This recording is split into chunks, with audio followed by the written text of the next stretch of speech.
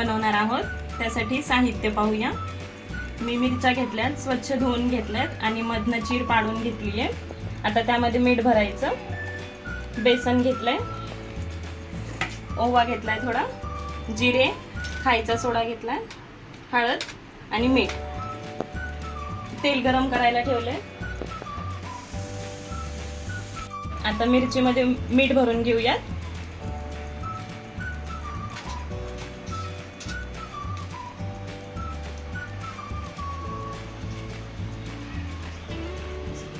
अशाच पद्धतीने सगळ्या मिरच्यांमध्ये मीठ भरून घ्यायचे.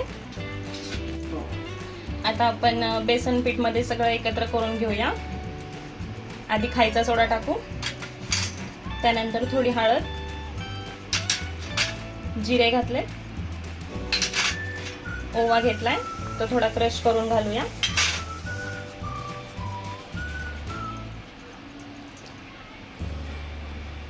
आणि थोडं चवीपुरतं मीठ टाकूया. मीठ थोडंच टाकायचंय, मिरच्यांमध्ये पहिले मीठ भरले त्यामुळं.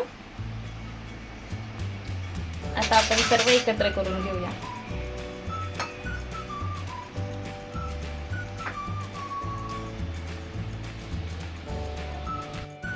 थोडं थोडं पाणी टाकून पूर्ण बॅटर एकत्र करून घेऊया. जास्त पातळ नाही करायचं. बेसन पीठचं बॅटर चांगलं तयार झालंय. आता सर्वात प्रथम आपण पहिले मिरच्या तळून घेऊया. पहिले मिरच्या तळून घेतल्या की त्या कच्च्या राहत नाही. ह्या मिरच्या तळून आपण बाहेर काढून घेऊ. त्यानंतर परत बेसन पिठामध्ये बुडवून परत एकदा तळूया. अशा पद्धतीने मिरच्या व्यवस्थित भाजून घ्यायच्या आहेत.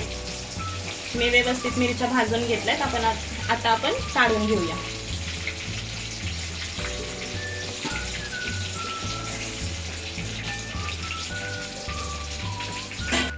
सर्व मिरच्या तळून घेतल्यात.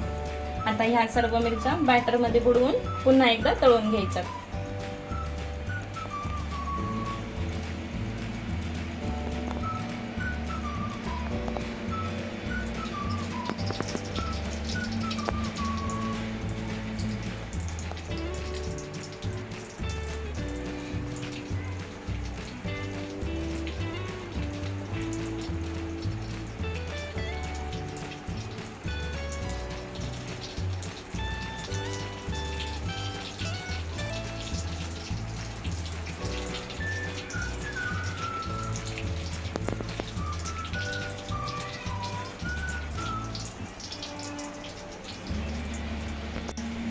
आता मिरच्या आपण पलटी करून घेऊया. व्यवस्थित भाजून घ्यायच्या.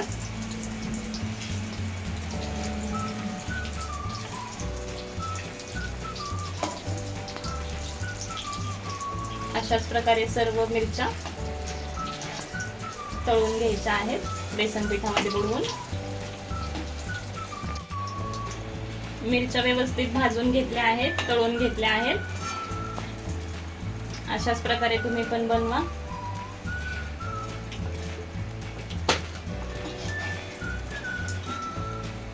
सर्व मिरच्या काढून घेतल्या. ह्या पुढच्या देखील प्रोसेस तुम्ही सेम करू शकता. आपल्या मिरच्या तयार झाल्या आहेत खाण्यासाठी.